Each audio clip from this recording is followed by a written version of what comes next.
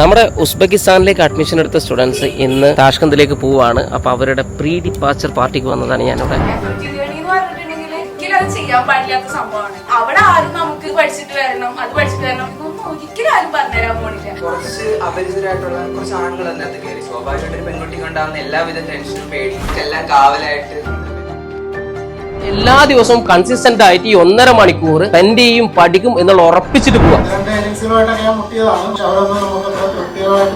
Safe and safety അതാണ് first priority. അതാണ് ഞാനിത് പ്രിഫർ ചെയ്യാൻ കാരണം. അപ്പൊ നമ്മുടെ ഗിഫ്റ്റ് കൊടുക്കലും ഫോട്ടോ എടുക്കലും എല്ലാം കഴിഞ്ഞു. നമ്മൾ ഇനി എയർപോർട്ടിലേക്ക് പോവാണ്. നമുക്ക് പല ഇമോഷൻസ് കാണാം. പാരന്റ്സിനെ കണ്ടാൽ തന്നെ അറിയാം.